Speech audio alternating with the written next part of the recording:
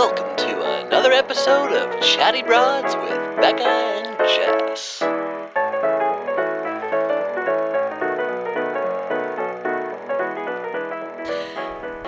Okay. Hello. Okay. Happy Wednesday. Happy Wednesday. I mean, I'm gonna be real with you. This shit is really throwing off my week. It dropped the episode not coming out on Monday night and on Tuesday. This whole week I was discombobulated. I like it. I like this. Like I like the space and time, but it's just really messing with my brain. See, I personally like it just for us with recording stuff because it's always hard coming right off the weekend and like being like, gotta watch the episode, it's just like, I don't know, for some reason I feel like I get a little more breathing room having it on That's very true. Tuesday. And it feels like there's almost more time to let the drama and the tea settle. And I feel like I'm like, oh, this past couple days I was able to, hello plane. The past couple days I was able to find out some more info before going into the episode. Yeah. But it just is throwing off my time schedule. And at this point, it could be like 2022 and in the middle of April, and I'd have no idea. Yeah, I mean, the Bachelorette timing is the least of the time warp stuff. Am I right? That's true. It just is adding to it. It's just adding to it. Yep, I do feel that. But also the change of day that it drops is probably the least odd thing about this season so far. Becca, broads, what are we watching? Dude, I have a lot to say this episode. What are we watching? And look, here is the reality of this season is that to me, it feels like there's very little, it's very little about Claire's relationships with the men. Like, I feel like that is the smallest focus of this season. I am not getting a sense of at all what the focus even is. Like, I feel, maybe it's 2020, but I feel lost in this. I feel like we're in a hallway, like waiting to go into an appointment that is not yet here. Yes. Do you feel anxious watching it? I do. I felt anxious watching this episode the whole time.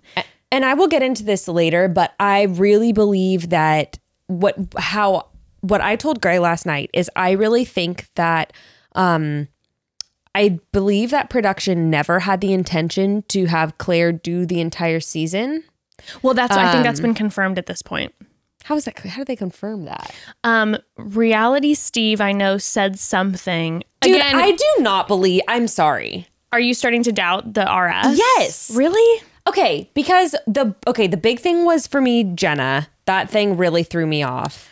Right. Well, but that was like a crew of yeah. He's still getting, this all comes down to him getting sources. Yeah. The Jenna thing, that bothered me. Then Victoria F, that stuff is even like a little bit iffy. Yeah. Now. Yeah. And all of these things, he always goes, I have sources. I know it's true. And he's done that with winners in the past too. He said that with Peter winning Rachel's season. I have sources. I know that Peter is engaged to Rachel. He's done this so many times where he's like, I have sources. I know this is the truth. And then later on, he's like, actually, now I know, blah, blah, blah. I just don't, I mean, like, I know there is truth, but I just don't really, I can't trust him. I would say he's right like 90% of the time. Yeah. I feel like that's the track because think about it. He's constantly putting out new tea every week. And most of the time it's right. Look, I'm not hating on Reality Steve because he has to, like you say, put out new things every week. I am just saying with this season and everything, I think there has been a lot of purposeful red herrings. And I think that his insider sources are fucking with him. Yes. So I don't really, I think that there's been so much bullshit that we've been fed. I think that even Reality Steve might be getting fed bullshit. That definitely. I mean, I'm so curious his process of how he has to like vet out certain things. I know. Also, we did one episode where we went on his show. We should contact him again. I really want to chat with him again, especially about this season. I'm like, I want to talk. I have so many questions. Tell us everything. That would be really good. I have just so many specific questions that I need to find out. Okay, sorry. So that's why I rolled my eyes when you said that like he confirmed that they didn't intend her to be the Bachelorette. Well, yeah, what I heard wasn't so much that they didn't intend her to be the Bachelorette, but there was a plan that because, and I'm pretty sure this is like very confirmed, is that Tayshia was at La Quinta before even Claire ended everything. Okay. That she was already there, that they knew the direction that this was going to go. And part of me thinking in that perspective starts to give me big question marks about the way that Claire is going about certain things, especially with Dale. I know obviously we have to have the conversation because I think we might be the only podcast in Bachelor Nation that believes that Claire and Dale did not meet, which we will were get not to that. speaking before. But the idea that Tayshia was on the property even beforehand kind of confirms some of my thoughts about that production kind of pushed something or knew something was going on and really was like, because let's be honest, this is no shade. Claire, if you're listening, I doubt it, but I really, really love Claire. This episode and the energy of these episodes, it's very serious. There's nothing lighthearted about it. It feels uncomfortable. And I don't feel like it's the way I feel like it's part of the way that they're editing it. And obviously part of the fact that they can't travel or anything, but the energy is so serious and so intense that I'm kind of like, I'm ready to have a pep in my step. So Tayshia arriving early just to play the other side could also mean that they just were, getting a vibe from Claire that she was over it, that she was going to end things early with Dale since, she did say that, she was super, super into him basically from night one. So just play the other side. We'll say that. But I think that, I sort of have a little bit of a feeling that even before they even started filming the season, that it may have been like, look, Claire would have worked if this had been started airing back in April, as was planned. But now we need someone who's going to be more of a dynamic lead because we got to get people to watch this weird ass season that's not going to be like normal. That's going to be dropping months after we originally teased it, yada, yada, yada. And maybe we've got to make something more dramatic. Like, so what if how do we, someone like Hannah Ann or Maddie or someone like Tayshia is going to carry a little bit more excitement. Like, how do we make a transition since we've already committed to Claire being the Bachelorette? I wonder if it was literally a plan like that. And then okay, we've got to figure out during the season a way to transition out of her season into someone else's season. Right. Like, how are we going to make this more exciting? Because this is going to be brutally boring if we're in the same location. Now, my thought is, I understand that they want to maintain the feeling of it being the Bachelorette. But if I would have been production, I would have been like, I'm going to take a cue from fucking Love Island and we are going to make this have a very different energy. Yes, it will feel different, so people might not like it. But if we explain it at the top, listen, audience, listen, America, we're going through a tough time. We were stuck here, so it's going to have a little bit of a different flavor, but it's going to be exciting. And have it be very focused like how Love Island is on the relationships outside. So, maybe having the see more of the men during the day together. Also, would you have more than one female lead? Yes, I would have been like, hey, listen, I know we were planning on the Bachelorette, but at the end of the day, because of what's going on, we don't think it's fair. We don't think it's fair to put one of our leads in a position where they can't move about and they're always stuck in this position. So what we're going to do is we're going to move straight into Bachelor in Paradise. And I think they should have done a full Bachelor in Paradise situation, made it longer. Some of the big dogs like Mike Weiss might have been like, no, we got to maintain the integrity of the Bachelorette Bachelor format. Yeah. That makes sense to me too, but it just feels so feels so janky, which we'll get into that. So should we start Should we start at the very beginning? Should we start at the very beginning of this podcast explaining why we believe that Claire and Dale have not been speaking beforehand? Yeah, I mean, I feel like I don't feel like anyone has any real concrete evidence either way. This is all just very circumstantial evidence playing off of the or you know, checking out their vibe. There's no one like people saying, "Oh, we know they talked beforehand." There's no indicators of that. No. But Like, why are people so goddamn convinced that they met? Okay, let's talk about that first. Why are people so goddamn convinced that they met, or not met, talked, whatever, DM'd, met in person? Let's break this down first. So one of the biggest reasons why people are saying that they believe that they have met before is they're like the obvious first interaction. And I went back and watched it like 3 or 4 times because I'm like, okay, I want to rewatch this. Yes, it looks like she is lighting up, like she does recognize him, but she does recognize him. She knows the whole cast list. Because Claire specifically went on, I believe it was Bachelor Happy Hour, and she explained that beforehand she knew, just like everybody else did, about the cast list. She said she was checking them out on Instagram. I'm sure. Vigorously, I'm sure. Yeah, and who's the hottest one out of all of them? Dale. But it goes beyond the Dale piece. So apparently Claire doesn't drink. Yeah. And we're in the middle of a pandemic. The rules are starting to lighten up. She has her mother who's ill. Yeah. You know, all these things. And she basically was saying that when she was watching all these men, she's like, I'm watching all these guys partying, drinking on boats. And she's like, I am not a partier, I'm not a drinker. And I want something serious. And she was watching Dale, who went to, I believe, South Dakota with his family. It was just with his 3 dogs. All he was posting was his family and his 3 dogs and how important his family was to him. There was like no rule breaking going on via quarantine. It was lovely. He was calm. Taking things seriously. He was taking things seriously. Family was important to him. He wasn't this like wild child who was partying it up. So, and then of course, look at the man. So it's like on top of everything. So people are going, well, yeah, but she was what? I'm sorry. I think probably a lot of us are guilty of this. Let's talk about reality TV, for instance. We watch someone on reality TV, we get a little piece of their life, we kind of develop crushes on them. We feel like we know them. Yes. From my perspective, Claire was probably watching Dale like a hawk. Why wouldn't you? I'd have my Finsta and I'd be checking out everybody. And she probably started to have like feelings. Now, Dale has said, oh, and by the way, Dale's been on other podcasts beforehand because he was an NFL player. He's been on Girls Gotta Eat, so she got to listen to him talking about women and relationships. Dude, yes, yes. She had so many avenues and apparently now Dale has said he did the same thing with her. Okay, yes, So people then saying, then there was this interaction with them too, where Dale asks about how her mother is and that he's been praying for her and her mom. She made that public. She talked about that. I believe it was on a GOAT episode on Instagram. It's public knowledge. And here is the thing.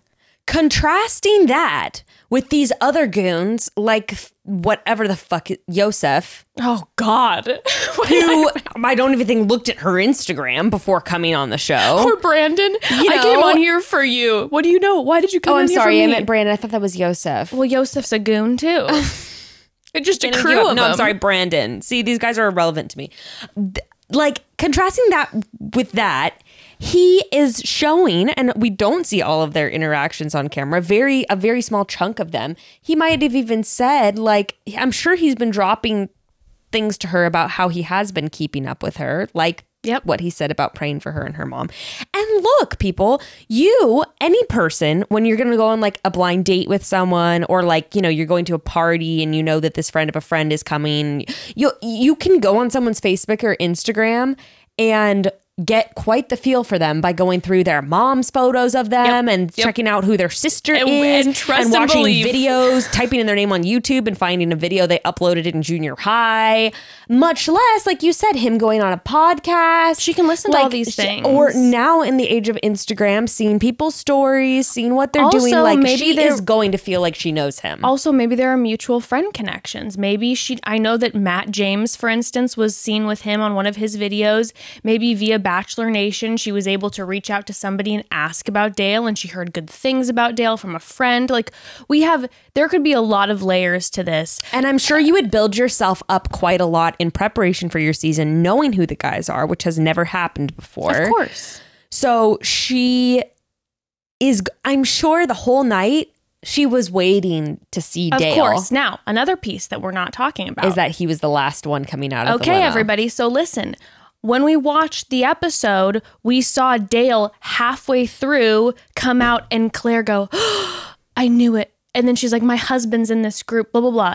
They edited it so it looked like he came out in the middle. Dale was the last person to exit the limo, which is then why we have Chris Harrison come up and be like, wow, we've never had such a visceral reaction. Sure, Claire's dramatic. Also on top of it, she is recognizing Dale. She's excited. Yes. She's recognizing all of these guys. Yes. And I'm sure Dale had been the one that she was waiting for him to come out. Finger on. Well, no, she did, and she's talked about that. And I think that the producers probably knew that. Either she mentioned that to them. They probably said, since the producers know that she has the cast list, I'm sure they said, who are you looking forward to like meeting the most or something? Yes. That would make sense why Dale would then be the last one to come out of the limo. Yes. So we had heard through the grapevine that via some people who are friends with her in Bachelor Nation that Claire is a rule follower.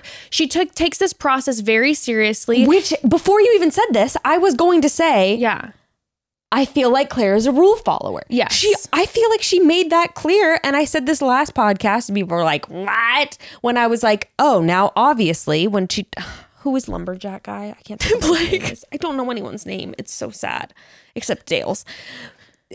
Like when she talked to Blake, I was like, oh, to me, it was obvious that she hadn't talked to Dale because she was like, you were not supposed to do that. And she like addressed it. I feel like if you were trying to hide that you talked to someone, you wouldn't even bring any of that up. Everyone's bringing up the fact that she said that Blake was the only person that reached out to her. So they're saying that's excusing her saying that she reached out to Dale. Way to get deep with it. I'll make this statement. I am convinced that if Dale and Claire did speak before, we will know next week because we see all the men now starting to theorize that they were talking beforehand, blah, blah, blah, blah, blah. Now, Claire and Dale have both said over and over and over again, we never spoke beforehand. And they've said this in interviews. Why not just come clean about it? My thing is, if they're going to, in episode 3, it get exposed, why wouldn't they not address it and they'd be like, oh, well, we'll see, time will tell, do a coy answer, like how they're doing all these coy answers about Tayshia. Plus in Bachelor in Paradise and stuff, people talk beforehand. Like it doesn't seem like it would be crazy for me. It doesn't seem like it would be crazy since Claire addressed to Blake that he reached out beforehand. Why would for her to just be like, well, like me and Dale had chatted during quarantine via DM, and so I was really excited to meet him. That's not crazy. No, why would they hide that? And also, how many times have we seen it? We've seen it with Nick and Jen Savignon, or I always mispronounce her last name. We saw it with Nick and Caitlin. We've seen it numerous times on the show where we get the behind the scenes, Peter and Kelly, yes, where they met beforehand, yes, and it's always addressed on the show because it's more drama. From my perspective, with the way that this season is going, you'd think, especially with this whole Chris Harrison, like, well, you broke The Bachelor, unless they're going to address it in the next episode. I do not think that the production is trying to fuck with our brains and be like, actually, like they have been speaking, but we're going to pretend like they didn't. I think they'd think it would be more dramatic if all of a sudden it was like, it comes they've out. Secretly been talking, and it's sure, like, Claire, I'm sure come on, man. Right, or I'm sure producers would maybe incite like, Dale maybe should come clean to the guys and let them know that you were chatting with Claire beforehand, you know? Right. And it's going to cause more drama. I don't think that it's being hidden. And I don't see so why off the bat Claire and Dale would hide it, since Claire didn't hide that she had been talking to Blake. Right. So I just feel like...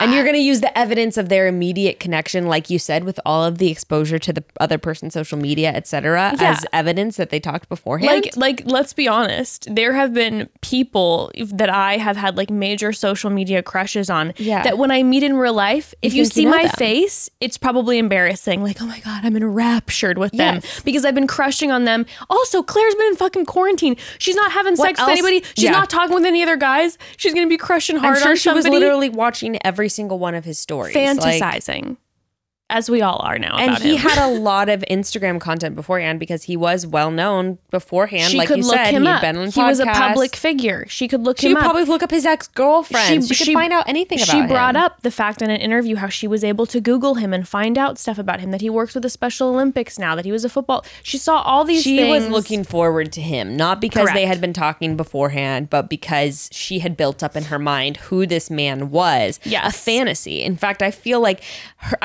like her meeting him and their initial connection might have actually been slightly diminished had they been talking beforehand. What you're witnessing is a fantasy that she has concocted of this man without actually knowing or interacting with him. Right. That is then such a big bubble built up that you're just going to see it in fireworks when they actually meet. Yes.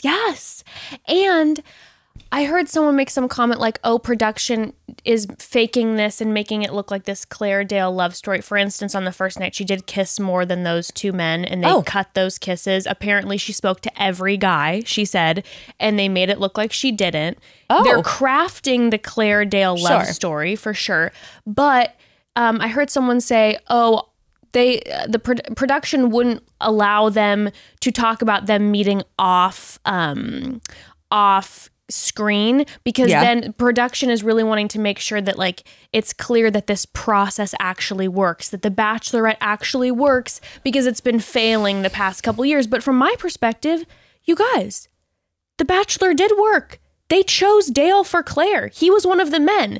Maybe let's just say even if they did start talking off screen, the Bachelorette could still take fucking credit for it. They take credit for Kelly and Peter, even though like they take credit for all sorts of shit, right? So it's like, okay, like they take credit for Bachelor couples who hook up off season, people from the Bachelor and Bachelorette, or then Molly and Jason or Ari and Lauren who don't even choose each other in the end, but it's still something that they came in contact with through the show. Casting directors picked Dale for Clare's cast. It means the process worked, even if it was off. And we're in 2020. So of course, they could spin it like, it's different. It's different. She got to see the men beforehand and we picked the right guy for her. Do you think Dale, this is kind of irrelevant, but it's just interesting to think about. I wonder if Dale was in the initial round of casting or the second round of casting. I believe he was in the initial round of casting.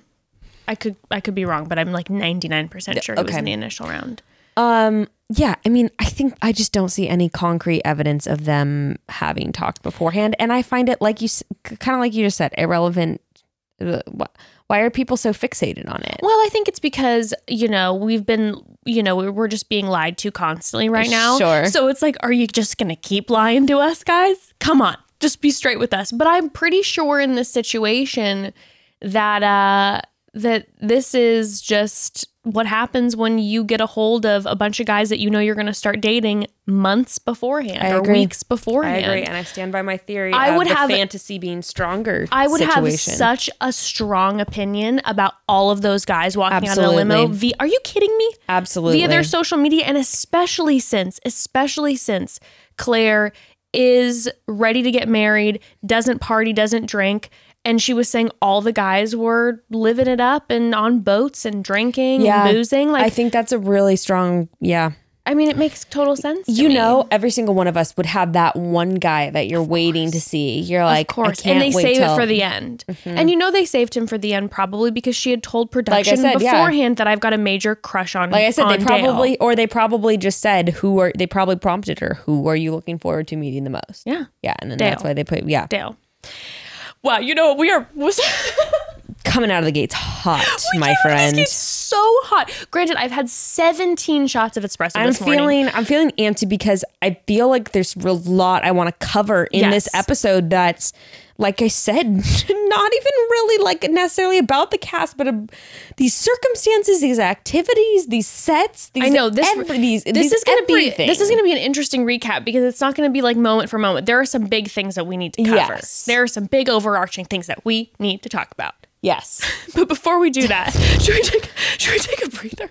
Dude, I know. I feel like we both came like pretty much ready to fight. Like not each other, but like this is speech and debate. I've got my points here. I'm ready. I woke up seeing red this morning, not anger, just roses. I'm just literally just like, all I see is I wake up, I was just like Bachelorette. Like I'm just in that zone. I know. You and I both. Oh, well. Take a deep breath for a second, broads. Let's talk about something else. Let's talk about, here's one thing. If I could go back and give advice to my college age self, this is important, right? Well, I would have a lot of things to say, like, why did you wear that pink bandage dress to the formal? I bet you looked great. I'll show you pictures later. Stop putting time into those toxic friendships. They're not going to work, Jess. But more importantly, I would tell my younger self to prioritize my finances. Okay. Yeah, I would too. Oh, looking back, I wish I had someone just drilling that into me when I was in my 20s, because having a handle on your finances is one of the most important things you can do for yourself. And the longer you wait, the more overwhelming it can seem. It's like a snowball. If this sounds too familiar, don't stress. Just download Albert, the app that combines real human guidance, combines it with proven technology so you can get in control and you can stay in control of your finances. And I'll say, I've used more than a few financial apps. I really have. But Albert is by far my favorite. And as I grow my family, I feel the need now more than ever to make sure we have a good safety net in place, just in case. And Albert has a team of real people that knows your unique situation and spending habits, and they can offer you personalized advice so you can reach your goals. That's huge, because savings and budgeting is so unique to each individual person or family, and one size fits all financial advice just doesn't work. And because life is unpredictable, as we know, especially now, it's not uncommon for overspending to sneak up on you occasionally. Albert Instant is there to give you a little cushion when you need it, with a cash advance of up to $100 straight to your bank account. No credit check, no interest, no late fees. The team at Albert has you covered no matter what. I love Albert. It's helped me so much the past couple months. Install Albert from the App Store or Google Play today, and you can find your happy balance and get a bonus of up to $40 when you start an annual subscription to Albert Genius. Well, speaking of planning ahead and wishing I could chat with my younger self, let's talk about family planning ahead. There's so much more important information that might be necessary if you want to grow your family, and it's never talked about. Not to worry, because Modern Fertility is giving you the one tool you need to start your family planning journey with their at-home fertility test. This tool covers it all. Yeah, and just to be clear, family planning can mean you want kids now, or you might want them in the future. So everyone's on a different path, but we should all have access to the same information about our bodies. And Modern Fertility is the easy and affordable way to test your fertility hormones at home with just a simple finger prick. Fertility tests in a doctor's office can cost you hundreds or even thousands of dollars, and Modern Fertility gives you the same info at a fraction of the cost. And I know people who have gotten Modern Fertility tests done and then have gone to a fertility clinic after, and the doctors say that the information is the same. It does match up. It is legit. And it's so much more affordable. Yes. Okay. All you have to do is complete that simple finger prick test at home, mail it back with the prepaid label, and within 10 days, you'll get your personalized results, which will take you in depth into things like how many eggs you have, your hormone levels, and any reproductive red flags. Modern Fertility's test gives you all the information you need to make the decisions that are best for you. And right now, Modern Fertility is offering our listeners $20 off the test when you go to modernfertility.com/chatty. That means a test will cost you just $139 instead of hundreds or thousands of dollars it could cost at a doctor's office. And you can get $20 off your fertility test when you go to modernfertility.com/chatty. That's modernfertility.com/chatty. I love how with our ads, even I'm like, Albert, you need financial help. You need to get your fertility checked with Modern Fertility. So hot. I'm so hot right now. There's sweat dripping down my back. You know, I wish you could feel it, because I'm impassioned. Also, quick, Becca, before we get into the breakdown of the episode, I did want to say I had numerous broads reach out to us about Easy. I don't know if you're a broad who is listening, and I will say this. I don't want to speak a ton into the situation because I don't know a lot about it, because a lot of the tweets were removed, but I did want to address this quickly. There were, I believe, one or a few women on Twitter who were accusing Easy of sexual assault, and they were posting about that. And I believe the tweets didn't see all the tweets because they were taken down and then reposted, and the women were saying that their legal team had suggested that they take the tweets down so that they could get better legal representation and actually really fight this. And I did hear via Reality Steve that the women did speak to him, and that we had a cast of men who were talked about weeks and months before, and apparently they the women said that they had reached out and and sent Reality Steve the emails that they had been reaching out to ABC for quite some time, letting them know about Easy and explaining everything, and that ABC never responded to them.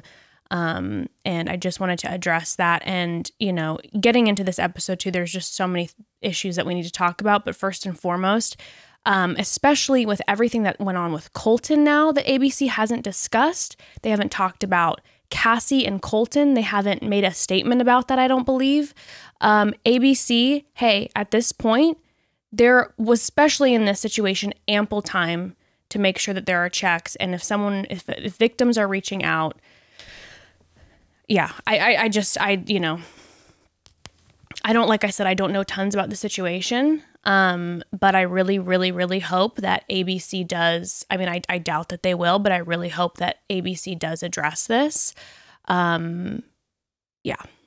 So, yeah, I mean, you'd think at this point, especially, I believe it was Hannah's season that, someone was removed mid-season because of, what was his name again? I can't remember, but because of sexual assault allegations. No, not oh, well, yes, him. Yeah. No, let's not forget on Hannah's season, the guy who was literally being charged with sexual assault. Yes. Yeah. Oh, jeez.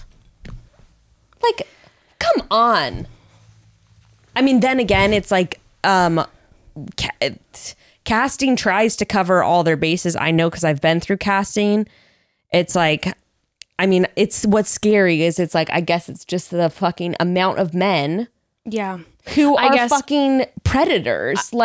I know. I know that there is a lot, like, obviously the casting process is intense and they do background checks. I'll say this. Yeah. And then we can move on. But I do think that, you cast and you'd vet as much as you can, but obviously things like this will come up. I just truly wish that ABC and the franchise would then at least address what's happening. I don't know,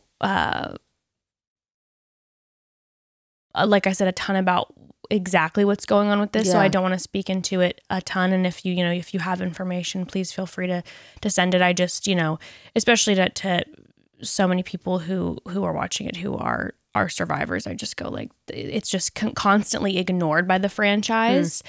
Even once things, for instance, like the Colton piece, have come out to be true and continue to get ignored. That's that's what's jarring. But let's start chatting about this episode. Okay. So I mean, this is just a wild ride. So we see the first group date. Let's get into the first group date. Let's do that. We have Riley, Jordan, Yosef, Ivan, Ben, Bennett, Zach C, Zach Buttring, and Dale. I'm sorry, someone's last name is Buttring?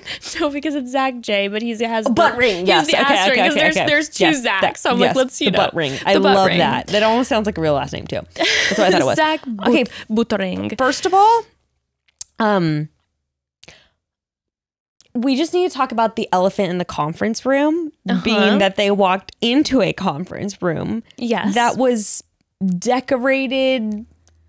I mean, Becca, you were sending me messages and you were like, the production value that's going on in this season is just, it's just wild. It's the lighting and like the black drops that are obscuring like a hotel minibar for me. Yeah. Like, it is, and you really underestimate how important it is for them to go to like a place that's a place, hosts for the date, and an audience. Like, those three factors really are a big component of the group dates, and you don't really realize it until they walk in and it's just Claire and Chris Harrison standing there like, so today you guys are gonna do some things. It felt like I was kind of watching like a low budget like soap opera. It looked like it was produced at like medieval times. Yes. And the black backdrops were really throwing me off. They were but again, what are they going to do? Conference room walls? I guess. I wouldn't hate like, maybe like jungle theme curtains or some sort of like spice it up. They also didn't like have any background music really. So like normally, let's say that they were doing, okay, if I was producer for the group date, I'd be like, we're going to do like a crazy pool obstacle course. We're going to bring in a massive slide to the pool. Yeah. The guys are going to have to come out in Hawaiian costumes and the music will be like, you know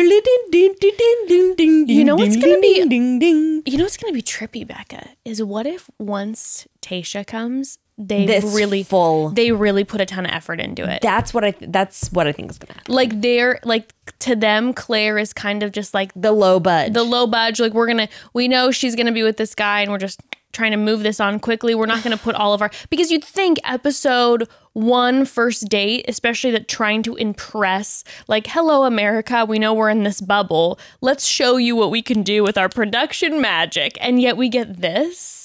Because this is the thing. There is so much that they could do. Truly. It could be really creative. Truly. I mean, what are sets, really? You know what I mean? Like, they could just bring on a ton of sets. Yeah. They chose a hotel that's a resort, that's very large. They also do dates all the time that are like at a random pool or like in a random green grassy area. Why are these like weird conference room? What is this? I don't know. You know, like, it's like they could go to a big kitchen on the restaurant site and be like, today we've got to make these 3 dishes. Do you know what this feels like? This feels like we broke into Chris Harrison's house, found a bunch of VHS tapes, and it was him trying to experiment with this new idea of the show called The Bachelor. And we stumbled on these, put these into the VCR, and we're like, this is season 1 bullshit. Yes. That's what I am saying. It's season 1 bullshit with, clear camera quality. Also, all of the dates, the group, well, except like the last one. The last one felt a lot more normal to me with the dodgeball. The not including like the whole strip portion, but like there was a ref. There was a ref. There was like a whole but I will say area. The lighting made me uncomfortable. The lighting made me, I felt like it felt very like black backdrop, kind of like fluorescent, creepy lighting on the dodgeball court. You're telling me there's not basketball courts on, well, it is 115 degrees. Yeah, they have to do it at nighttime, which again. No, do it outside on one of the basketball courts. Have men fainting in the heat. Drama. Yeah, give us more drama. Torture them. Torture them for our pleasure. For the people. And honestly, bring out giant fans. And just have those blowing on the men's, and the balls are flying everywhere, and their balls are flying everywhere, and all that shit. The lighting, everything was making me. It was legit sparking my anxiety. It was scary. Watching it. Yes, it felt seemed like a they were all movie. being held hostage. Yeah, and we will get to being forced to participate in this reality TV show. Okay, so. Claire just goes and steps up in this stupid tower. Well, they're like, we're going to talk about the 5 love languages today, which definitely, I will say, feels like an idea of Claire's. Yes, this feels like Claire was like, I have an idea, production. Let's go over Gary Chapman's 5 love languages and we'll break it down. And at one point, we will grope each other with blindfolds on. Gary Chapman, who is a Baptist preacher who wrote the 5 love languages, is fainting in his home in the South right now. Like, this is not what I intended. Everyone's like speech was so lackluster. Also, when they start going into the words of affirmation portion, major air quotes with all of these, like you said, Gary Chapman is quaking. He's quaking. He hates it. And he's suing for defamation. He is not pleased. He, I would imagine with his, he's a very conservative man. I would imagine they're not even allowed to watch this show in his household. And now they're just using his book. The love languages are between husband and wives. Okay. Husband not of one woman and 17 men. Okay. Everyone's speeches, those were dumb as fuck. Yeah. Lackluster. It was, I think the only person who gave it a little bit of umph was Riley. He did kind of like a sonnet. And I was like, at least we're having a Shakespearean vibe to this Romeo Juliet set. Like, he's leaning into it. And I respect that. Again, they could have just even stepped up this date and made it less awkward if they're like, and over here in this room, we have a variety of musical instruments to choose from, and you have to do a song to serenade her outside her castle window. Oh my God, that's amazing. Thank you. It's a great idea. And it would have been hilarious. You would have had them do like, you know, oh my God, there's so many things that could have made this more exciting. I didn't even think about that. Yeah. Like it could have been funny and lighthearted. It was so heavy the whole time. Yes. And they're saying these lackluster things and she's crying. And I'm feeling time after time as each man speaks and interacts with Clare, I'm convinced none of them knew it was, like they knew nothing about Clare. Which is embarrassing because like we were talking about earlier, it's not that hard. They had time to do their homework and they had a lot more time than any other contestants do to do their Clare research. And Dale was also a very anticlimactic speaker, and yet she was just eating it up. Oh, yeah. Anything that Dale says, just like, yes, I see you. I feel seen. I recognize you. You see my heart in your eyes. Every time. Can we go to gifts? Let's talk about the gifts. When the men come running back to their rooms, and the guy's like, what's going on? Guys, they put them on a hotel scavenger hunt, basically. They had to go find some sort of gift. Now, my most favorite moment was Zach the butt ring, who said that gifts aren't monetary value, they're about gesture. So I was like, cool, are you gonna give this girl this poor girl another naked ring? No, he's gonna go bring her this would have been good. He brings her a roll of toilet paper and says, no matter what shit life brings us, no matter how much shit life brings us, I'll always be there to wipe your ass. I don't know. No, instead, he literally like 3-ply. I'm durable. He's really the only one who gives us like a window into the fact that to him gifts are very important, and so he's excited to give Clare his gift. And what he gives Clare is a box in a box. So you know who this is an ode to? Giannina and Damien off of Love is Blind. And I'm going to put the box in front of the box and then put him in the box in another box. And then when he opens the box, I'll smash him with a hammer. Oh, man. Life really comes full circle. Honestly, broads, if you listen to our Love is Blind recaps, you are the OG broads and you know exactly what we're talking about. Wow. Can you believe that was back in quarantine? Oh, God. When we did that? Every time. 2 years ago, aka 4 months ago? We are living in a simulation. I have no recollection of time. I can't believe we did the Love is Blind recaps this year. And in I forgot. Quarantine. And I forgot that the Love, whatever stupid Bachelor musical one was this year too. I can't even believe this. What's going on? And now we're subjected to this?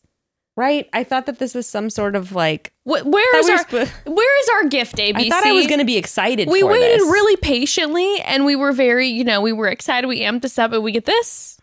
So I'm convinced, I was convinced after the hotel scavenger hunt before they groped each other, that the art directors and date producers were second grade teachers. Yes. Because that set looked like if it was out of an elementary school play. Yes. And then what? Go into your luggage and find a gift. You have 2 minutes. Go. And the guys are all run. It's so embarrassing. Ember would have loved this. They just gave her random shit from their suitcases. Yeah, I did feel like, you know who I thought was, I actually appreciated was, I liked that Ivan, because he's such a big chess player, gave her his chess piece and said, and he gave her the queen. Yes. That was dope. That was creative. I really liked that. I thought that was very sweet. Other than that, it was like Riley gave her a baseball. Ben gave her his favorite tea to sleep in and smell him. I mean, kind of a cute idea, but weird. Cute, but like we don't know each other like that yet, Ben. Like this is a little too quick. I don't want to smell you while I sleep. Yeah, well, we see later that she loves to smell. Dale gave her cologne. Dog perfume, which was thoughtful. Yeah. I liked that he tied it in with a fact about her. Yes. So he brought it back to like her dogs. Yes. We know now that Honey is going to be smelling delish. Is that his cologne that he called dog perfume? That would have been a great idea. I think it was. Because what, did he bring dog cologne with him? I mean, it seemed like, I know Riley brought his like final baseball that was signed. So like unless he carries that around with him, he was planning on maybe everyone brings a gift and preparing to maybe give her something at some point, and they had to do it sooner than they imagined they would. I don't know. It's all very strange to me. Okay. The next is love language is physical touch. I thought this was like a deleted low budget scene from Eyes Wide Shut with Chris Harrison standing in the corner of the room, just like watching. Chris Harrison's like, yes, quarantine has been very lonely. It has just been Lauren Zima and myself. Yeah. I wish she was here right now. little did I know that the episode was really going to ramp things up for me. But at this point, I was like, whoa, this is not okay. It was not okay. B, I feel like you and I, we're open people. I feel like I'm all about like that expression, that sexual expression. But this felt the way again, and I don't know if it's the lighting, like what's going on, but this felt so uncomfortably like inappropriate almost. I feel like, think weird about saying what that they're word. doing. I know. I feel like people are going to be like, well, they done this, and this on the other seasons. It's the way it felt different. It felt different. And I think it would have been, it would have felt less creepy if there would have been other fun things they were doing. If they would have had a scene beforehand where it's like, oh, the previous date, the men had the whole like, oh, you guys have to pretend like you're in labor and we're laughing and we're having a grand old time. Or like, I know they've done a kissing booth date before, like, yeah, and that's it. But it's like, let's have the first thing not be like declaring your love to the balcony scene and then going into this physical touch and then this gift. What about, everyone's doing some sort of like hot dog eating contest first, and it's funny to watch. And or like I who said, throws like up. cooks in the kitchen in the restaurant kitchen on the resort. Yes. They could have had to do like a challenge where they have to make, weird ingredients and make lunch. It was the feel of it, and I don't know how to explain the fact that it made me uncomfortable except for the fact that it just did, and it was just the vibe. I can explain it. One, Chris Harrison standing in the corner and literally the only woman in the room. I mean, obviously there's production all around, so she wasn't actually the only woman in the room. She's the only woman in the room in this group of men, alone in this weird conference room, blindfolded, not knowing who is going to come up and touch her. Oh my God. It's just so bad. And not only that, but the men are being forced to then put on blindfolds and be touched by her or touch her. They're put in a situation where they are forced to touch each other while everyone watches. And I don't care if the chemistry's there or not. That's an uncomfortable situation. If you put Gray and I in blindfolds with a bunch of people watching in a room being filmed and told us to touch each other, that's an inappropriate situation. You and Evan are married. And if you were made to do that in front of a group of people in a room, unbelievably uncomfortable. That's not okay. I'd be unbelievably uncomfortable.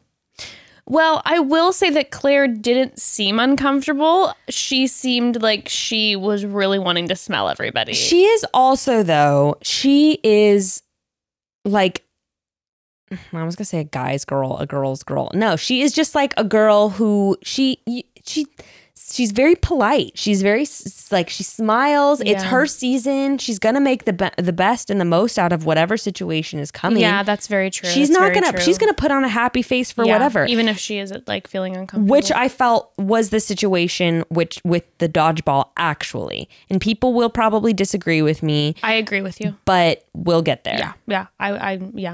I'm following you on that one. And I feel like she is being coerced a little bit into these situations that she has to agree with, because I think she feels a little bit self-conscious about being the oldest bachelorette, about being a bachelorette that was picked from being on the show like 6 years ago. And she is just going to put on a happy face and she's going to roll with whatever they throw her way. Yeah, I agree. That makes total sense. And, the rumors were going around initially like, oh, Claire was so difficult for production. You bet your ass I would be difficult as fuck if this is the shit that they were throwing me into. Oh, yeah. Are you kidding me? You know what? Here's a thought. Maybe she just says she's not going to leave her room. The rumor that she says I'm not leaving my room. Maybe it's because she's like, stop putting me in these what damn are you gonna situations. Make me do? Strip in front of all of them, like on stage? That Seriously. Doesn't seem out of context given this episode. So far, episode 1. Like, oh God. Anyway. Well, it is, I had to keep pry my eyes open to continue to watch it. And I honestly, Broads, I did it for you. I did not want to watch this, but I felt like I had to see everything. Yeah, I mean, what can I say? She's recognizing the man's smells. Dale comes up and she's like, I like this smell. And I was scared. She's like, oh, I know this smell. And she grabs his neck and looks like she's going to drink his blood. I mean, the whole thing, like, honest to God, Becca, if they would have set up candles and been like, there's about to be a ritual sacrifice, I would have been like, this feels on brand right now. Exactly my feeling. Okay. I'm with you. Well, moving on. I can't wait for Bachelor Clues to do some memes about this one, because it's literally like they make jokes about like Chris Harrison being the Dark Lord, and this vibe was it's so intense. very much that. Yes. So next we have quality time. That's the love language. And now this is where, it continues to be uncomfortable, but in different ways. So the night portion.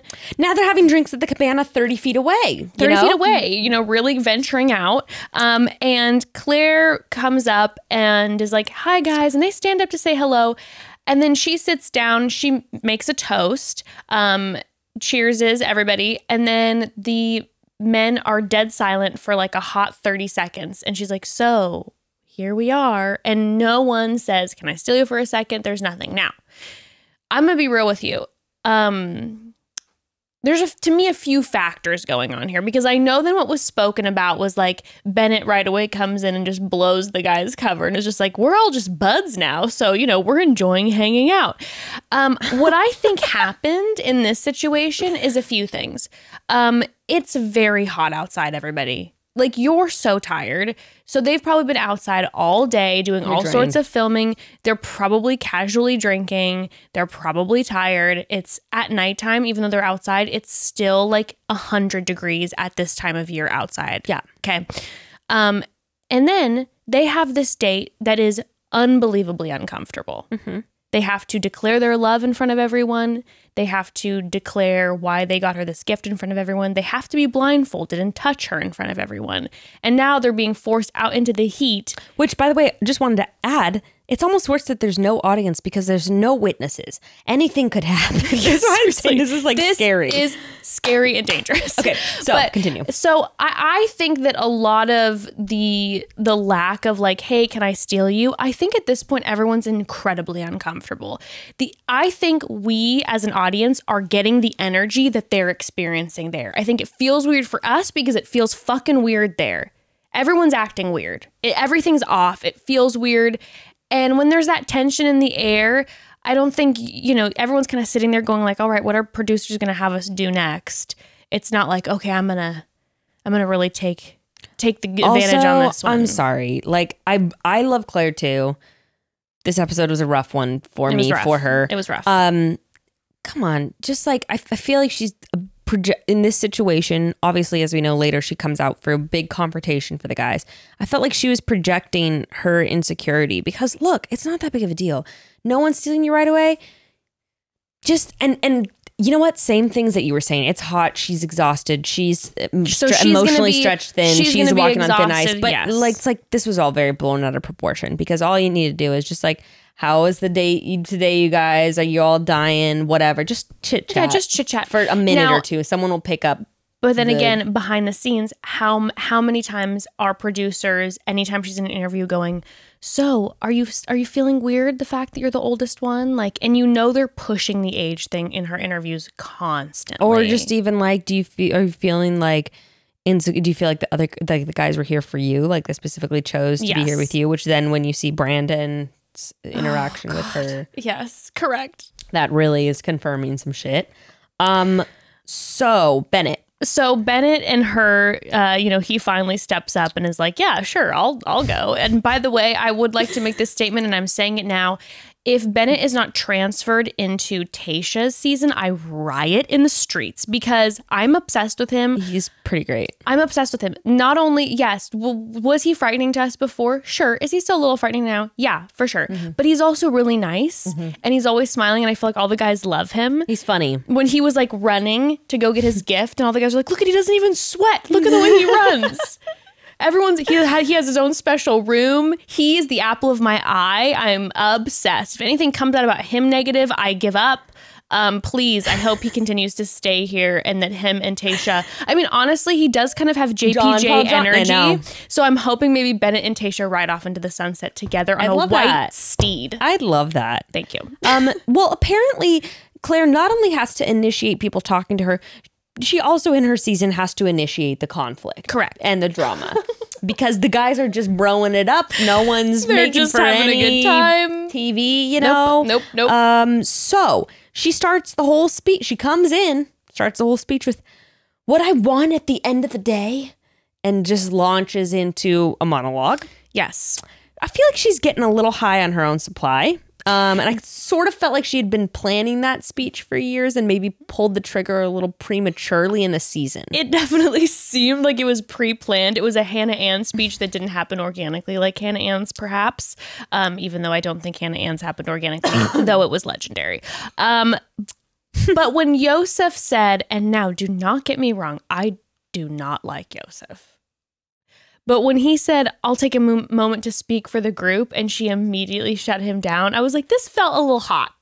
You know, when she right away, you don't need to speak for the group. You just speak for yourself. It was like, okay, well, I think we're not there yet. I don't think he was necessarily about to slam her. But then once she made a little bit of a towards him, he's like, oh, I'm coming out swinging. He's ready to slam. So, but that to me was a little bit like, this is hot. Mm-hmm. Everyone's very hot in this situation. Riley's trying to speak up, and he's just like, well, I'd like to speak for myself, and she's cutting him off.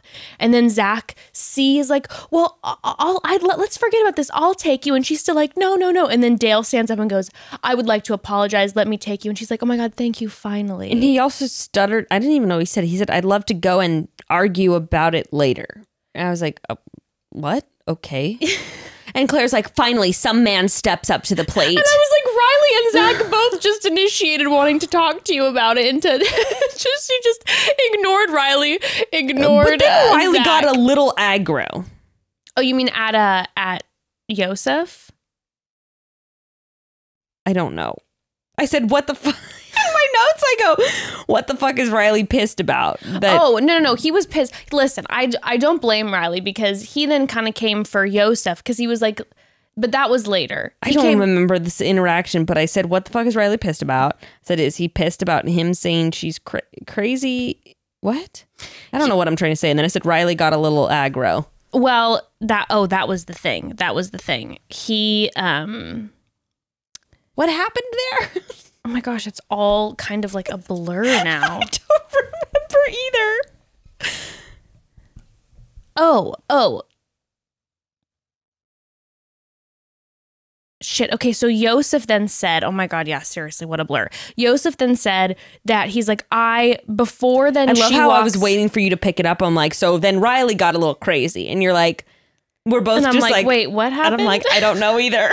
I just wrote that down. No, okay, so Yosef then, before Dale is trying to is going to walk away with Claire, he steps up and he's like, I'm still on cloud 9 from last night. And he's trying to be a sweetie pie. And then Yosef says, listen, I said I wanted to speak for the group to say, you're crazy.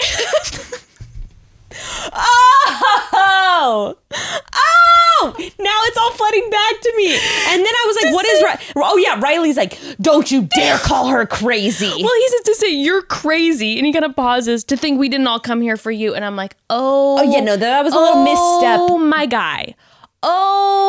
guy. He tried. You think that he tried. You think that Claire, well, he was mad at this point. So I think he was instigating. You think that Claire is mad about the fact that you weren't initiating asking her to go talk, and she's going to handle you saying she's crazy well? I felt like, I'm just going to stand as a defense. I felt like that was a slip of the tongue, and I felt like I felt like what he was trying to say is like, you're out of your mind if you think we're not here for you. And instead the way it came out was like, you're crazy for not thinking we're here from you. And I really don't think that was what he was trying to say. Yeah, I don't think he was trying to say you're crazy, but I do think that he hates her. That's possible. I'm convinced after night 1. In fact, I'm convinced night 1, Yosef hates her. I think he immediately has the major ick for her. The fact that he had confrontation night 1 with Tyler C. He's like, fuck this. I wanted it to be Hannah Ann or Madison. And now here's Claire. He's angry. And literally anything she does, he's going to just be intense about. So the fact then that he tried to say something and she shut him down, and then I think he came in just revved up, because we see him then later in the episode where he's just pissed. I thought he was trying to make a impassioned statement about how they're all here for her, and so don't doubt it, honey. And the way it came out was like, you're crazy. Yeah, I think he hates her. I think that statement in particular, I think it was a slip of the tongue, did not come out right. You know, sometimes you do not say the right thing. I'm going to tell you this, Becca. I think maybe you might be the only one who's going to be defending Yosef, and prepare for Yosef to slide into your DMs because he has a daughter and he's going to be like, let us unite our families, BB girl. Don't ever yourself. talk to me. Don't look at me. Don't talk to me. Don't follow me, Yosef. Please do not take this the wrong way. That I support you somehow, that I even like watching you on my TV. That you are sadly incorrect, my man. But we're so intense. I'm so hot right now. I mean, these lights sweaty. are burning down on us. Oh God, I feel like I'm on the show. Okay, so but in this case, I am defending him, and I was like, Riley, Riley, calm down.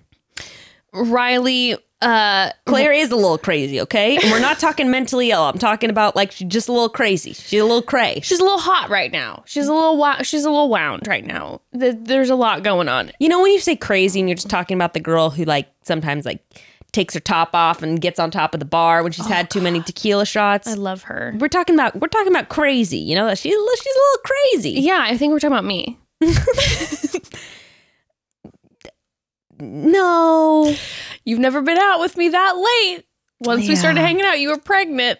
It's true. You don't see me when I have too much to drink. Yeah, but we're talking about the kind of girl who's gonna like start screaming. Well, you know what? This might have been you in your younger. This was me in my younger years, and if you don't think that I had too much to drink and yelled at random people outside bars, you are sadly mistaken. It was my past. I'm trying to, I was talking about this, which I'm sure you did at some point too. Like the girl that gets in a screaming fight with her boyfriend, like at someone's house when we're all gonna like watch a movie together with like a group of 10 people, and like shows up late with the boyfriend, starts screaming at the boyfriend, kicks him out of the friend's house. It's not even her house.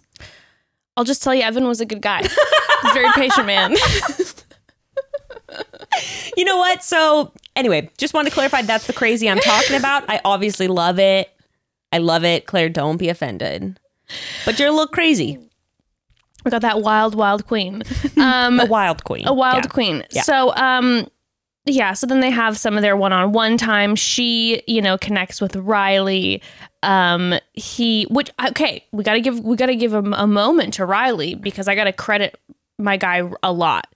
He did not bring Yosef up. And I was convinced when he started to talk to her because he goes, I'm so sorry that I didn't jump out of my seat and right away ask you to talk. And he starts going, but, and I'm like, oh God, here we go. He's about to make some comment about how Yosef talked about you being crazy. Doesn't say a word. He's like, let's dance. Let's have a prom moment.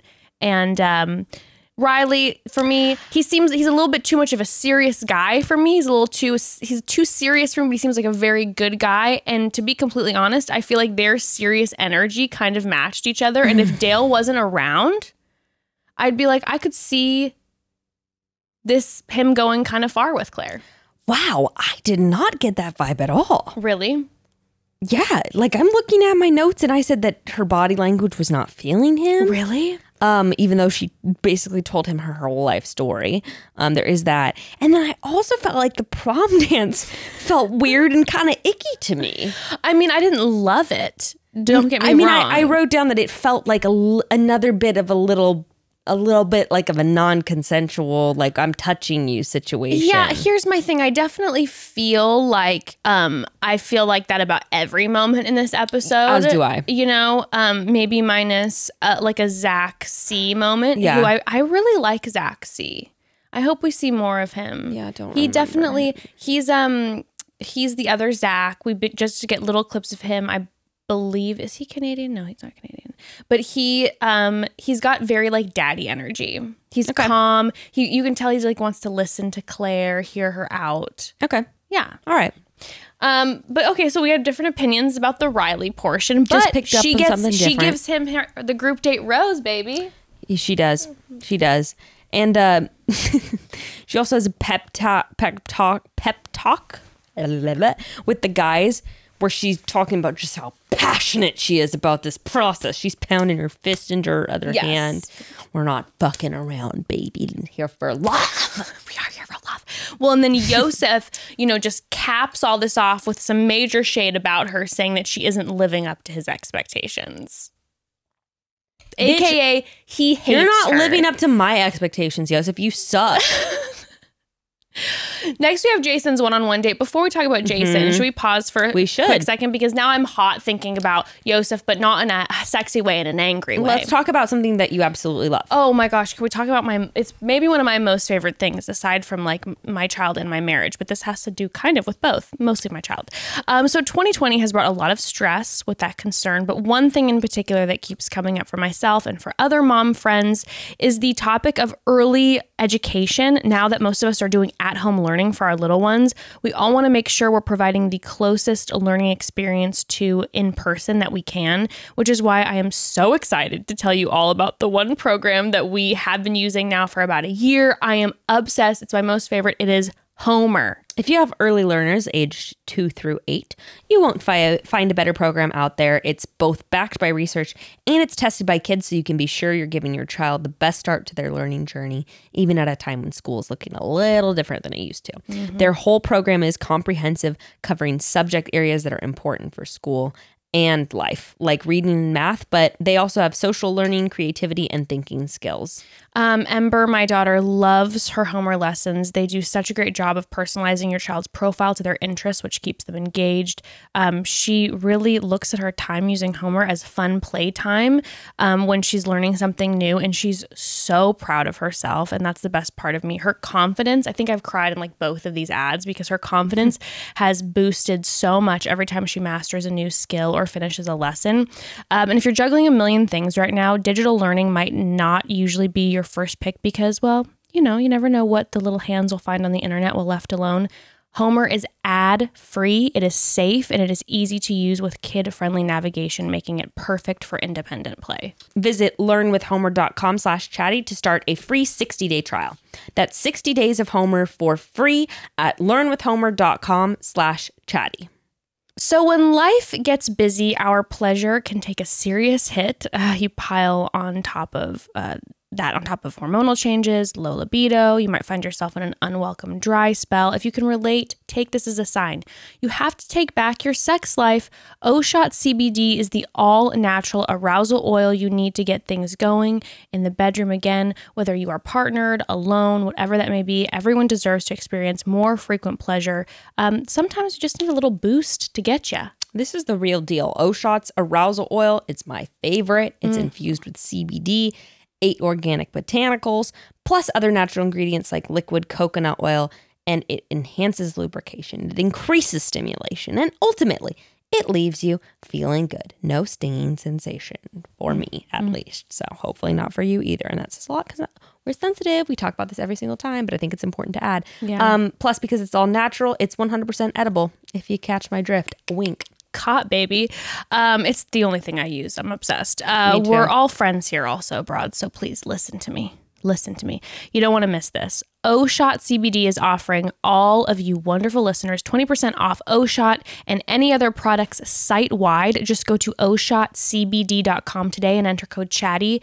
That's OSHOTCBD.com and enter code CHATTY to get 20% off all products site-wide. Whether you're single or you're looking to spice up your relationship with more satisfying sex, every person can benefit from a more enjoyable sex life.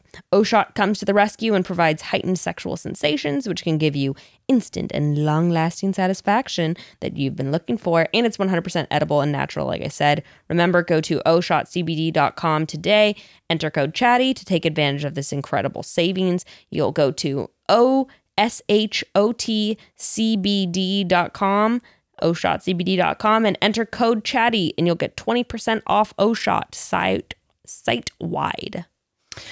All right, so next we have the Jason one-on-one, and here we go again where I feel really bad for this guy. You know how I felt about Jason last episode. He's my Long Island king. I love my East Coasters. And I felt like he was a really, really good sport. But this was obviously a date that for him personally was extremely uncomfortable because he doesn't like to open up in general. So of course they force him into opening up about some really like deep personal childhood hurts on national television. And basically what I'm picking up on these dates is that they're just corny activities in the same places. Correct. Around the resort. Yes. So this looks like they actually went out maybe a little farther into the desert, because it was kind of a campsite and it looked a little barren. And I feel like maybe they thought they could go out of the bubble a little bit because they're going out into like no man's land. Or it's in the back parking lot. I need to touch on this. Please. She asked him basically if he watched her season, and then tells him unprompted how empowering her TV moment was. And I was just watching this whole date build up to what she had been waiting for. She had to throw in her season, even though he hadn't watched it. She had to burn that dress. And that's what this whole date was leading up to. Right. And he had to watch the last episode, which I live for Jason because he told the truth. Okay. He didn't say, yeah, I watched your season. He goes, I watched the last episode of the Juan Pablo one. Okay.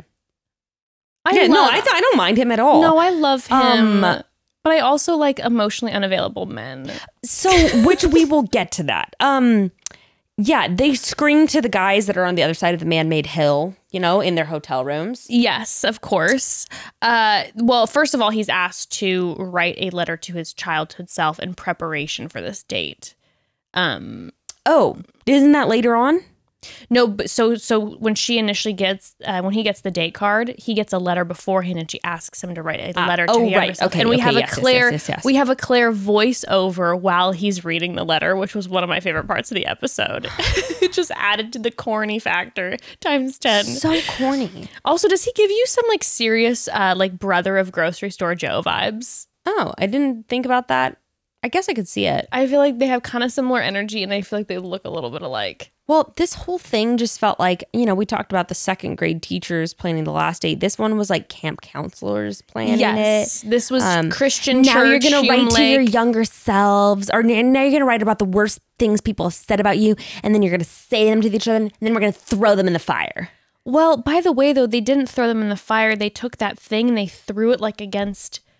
They threw it against that rock, which was so weird. Yes, no. But they threw it against that rock, and then it like you got this weird like pan in shot of it like it's breaking. Just there.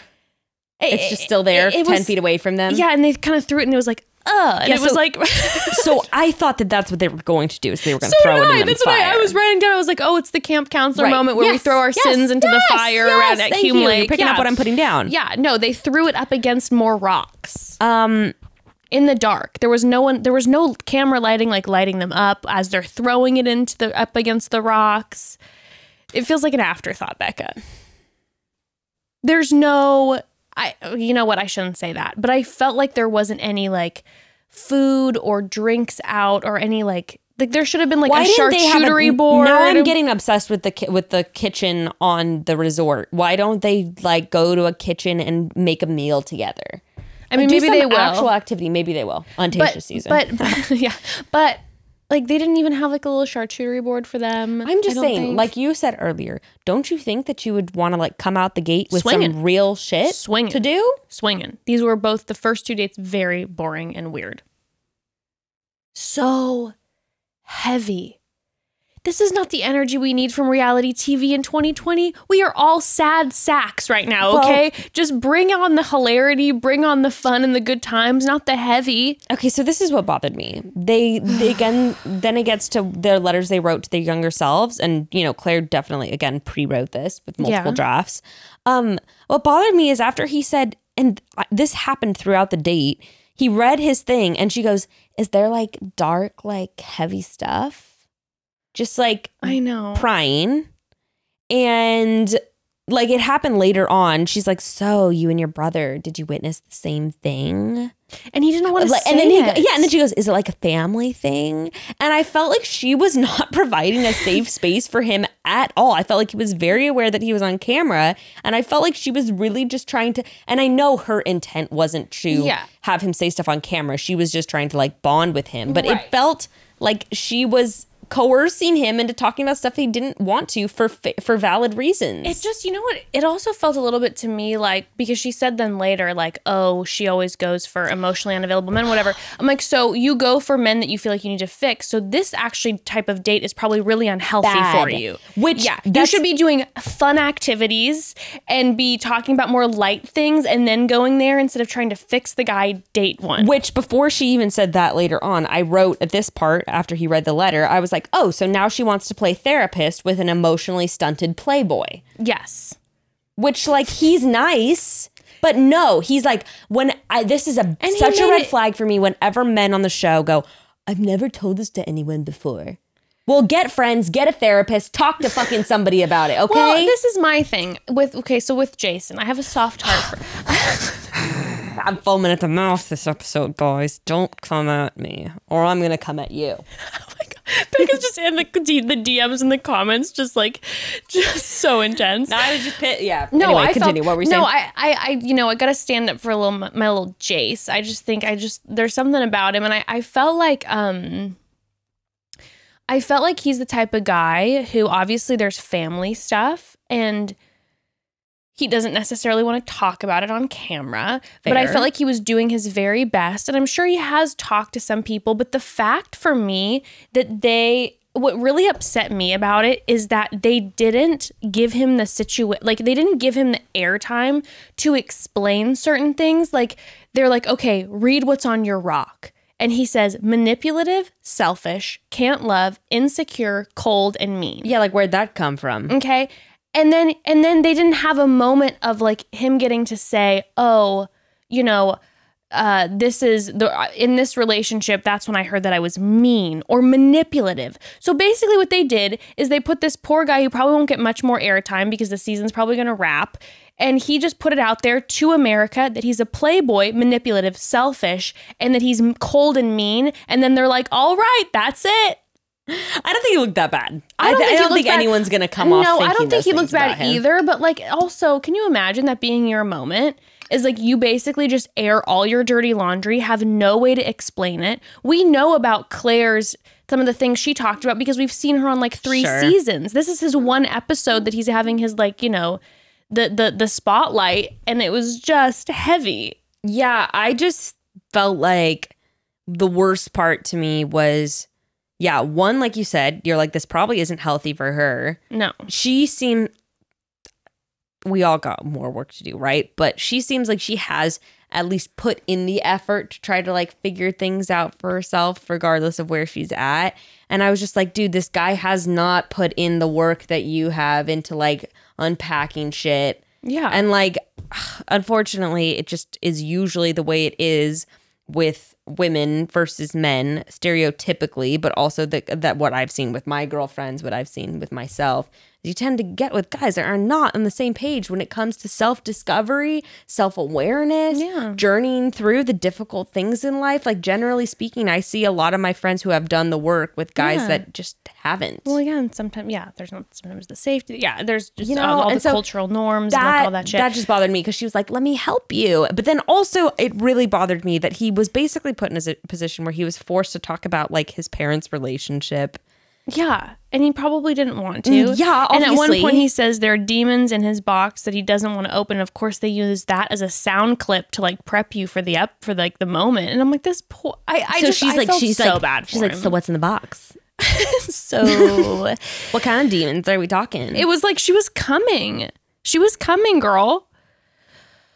Oh God, still so hot. It also made me a little frightened when after he talks shit on his parents' relationship, which he sort of had to. And by the way, we don't know. Right. We don't even know what it was that happened. He just said it was really unhealthy, and like, you know, that was the other thing. Because he didn't want to open up about it, it leaves you with this like, what happened? And so now everyone's guessing, and their poor family's probably getting blown up. Like, it's just like a whole thing. Or imagine being you're the parents tuning in. We're gonna go watch, what's his name? Blake? Jason. What the fuck his name was? Jesus Christ. Guys, please give me a break when it comes to the names. I'm so sorry. They're like, honey, you want to tune in and watch Jason on Claire's season? Can't wait. They're gonna have all their friends over. Oh God. Oh, God. to watch the episode with him in it. Someone warn him. Oh, wait, it's too late. And then his parents, all their friends are going to be over. He's be like, my parents, let's just say maybe they shouldn't be together. And everyone looks around at each other. He also seems like the type of guy to me who would probably like forget the conversation. And so his mom is probably like, honey, can we have all of our friends over to celebrate you? He'd be like, yeah, for sure, Mom. And then everyone shows up and he's just like, fuck. Here we are. The poor guy. She also frightened me when she said, nothing scares me. And then I felt like it was really part of this like unhealthy cycle when she said, whatever you have, bring it. I can handle it.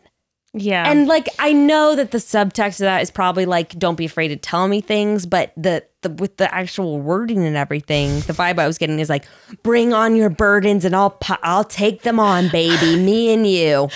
I will carry this emotional weight for the both of us. I just couldn't handle either when he was talking about the demons and she's just like, when she says, you can trust me with your information. And all I'm thinking is like, and the millions of people watching. Like, it's you guys are not you in America alone. both. Yep. You can trust me to make you to keep you feeling safe. This is just between me just and between you me and and you and you. you and you and you. Ignore and the you, cameraman. and you Ignore the lights. and you and you. Okay. Well, then they surprise. He gets the rose.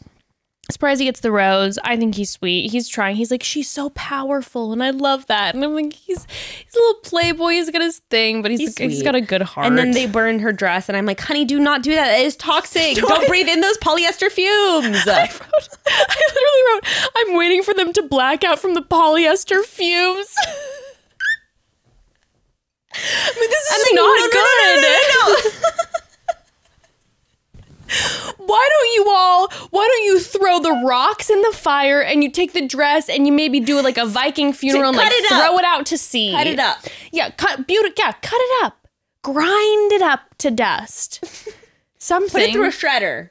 Oh, wait, I got an idea. Package it, ship it, donate it. Yes. Do an auction. Give the money to charity.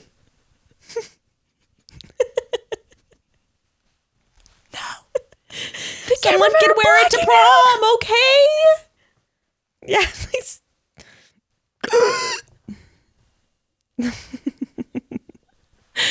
Oh, might as well burn a bin full of recyclables. Throw some detergent bottles in there. Why don't you? I'll take it. It's not my style. What about a can of WD-40? Throw that in there too. My God. Oh my God, I'm crying. Okay, now on to the best group date of all time. Oh, Becca, you know what? I am itching to just go through all the memes that are going to be made from this and all the podcasts that are going to be discussing this. I'm just so interested on all the takes. Okay, well, I want to start off by saying one thing. Please. I am disturbed, yet not surprised. No. Do you know what I mean? We've seen forms of this before. We've seen forms of this in different ways, like on Peter's season with the lingerie pillow fight. You mentioned to me earlier the Hannah and Garrett nude skydiving, even though that was a one-on-one thing. There have been forms of this, and so I am disappointed, not surprised.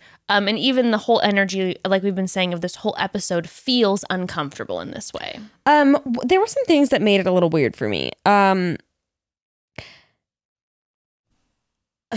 I feel like they're trying to paint her as like this sex-crazed cougar psycho.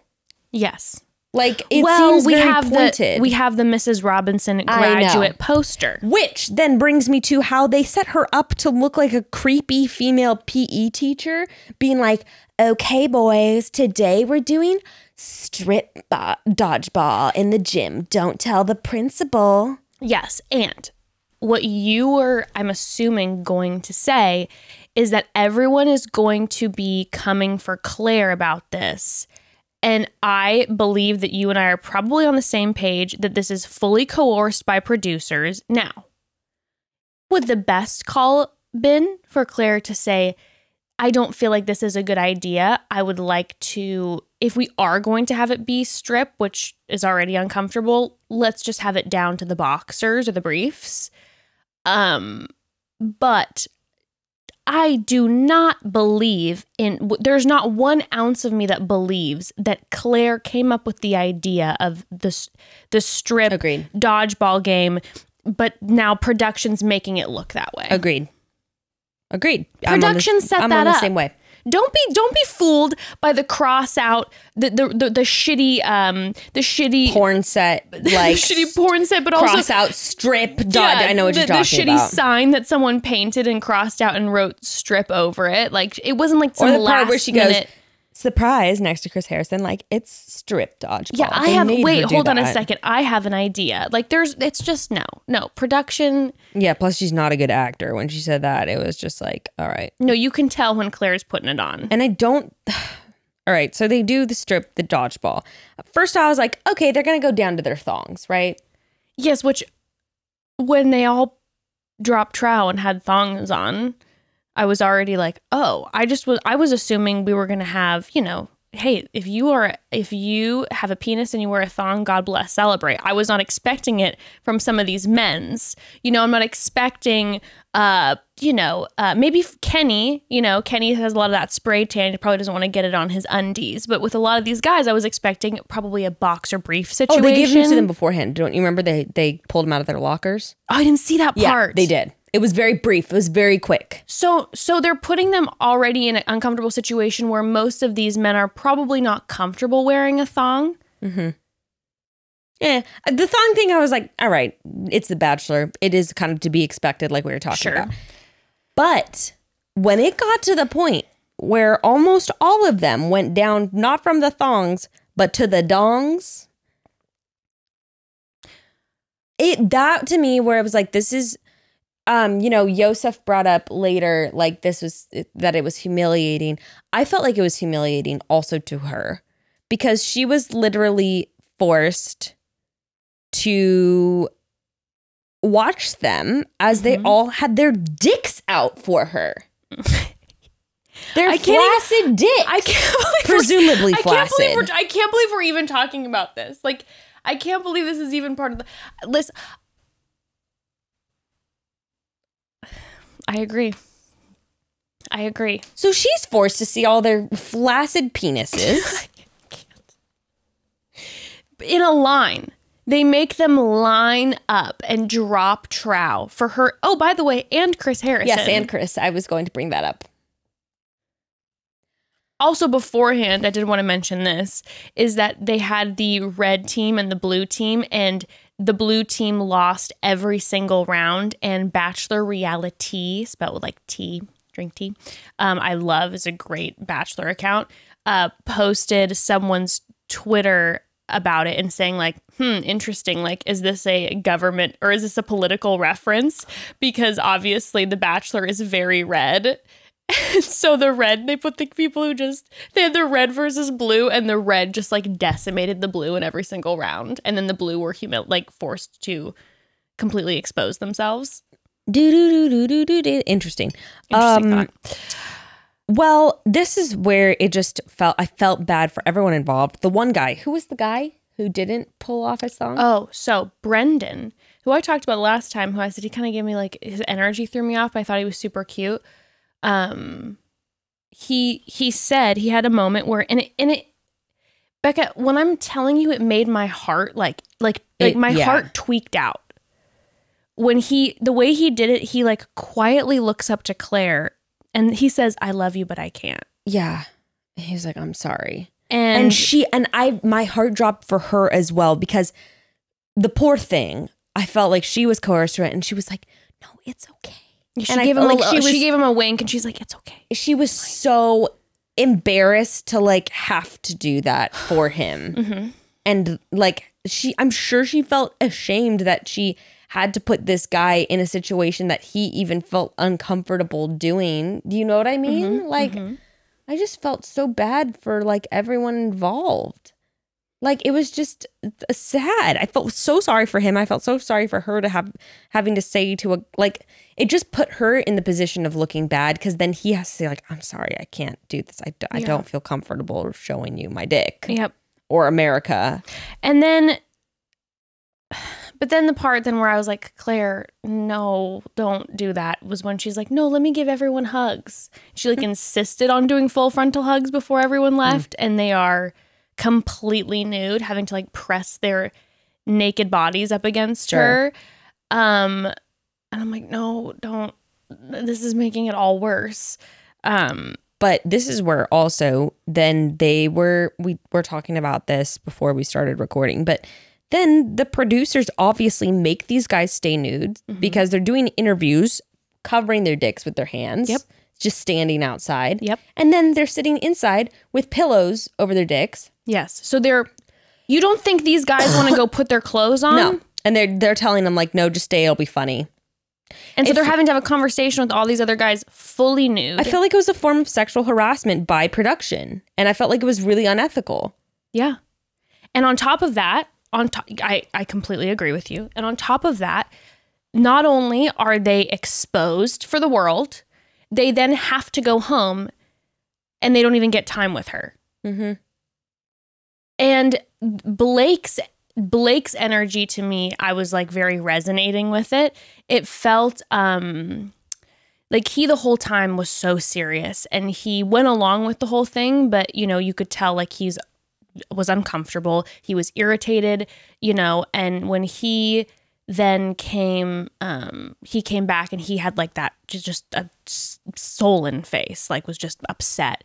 And then we see him later sneak in to talk to her. And his energy felt like how we are kind of right now, like heated and kind of hot. And he came in and I felt like he the next day regretted going and doing that. Mm-hmm. But it was one of those decisions that your adrenaline after this has to be so through the roof. Like you feel exposed, you're angry, you're irritated, you're already in a vulnerable situation because you're not used to being around tons of cameras, like all this shit. That move for Blake to me was, and I felt like they tried to make him kind of look like the crazy one who's showing up. I'm looking at that going, the dude's adrenaline is through the roof right now. Producers are pushing him too. Like, you want to go spend time with her? You want to go spend time with her? Go interrupt. Why don't you go talk to her? Like, if you to go take advantage of it, go. Yeah. Chasen was cute. We're going into the evening portion of the date now with the winners guys. Yes.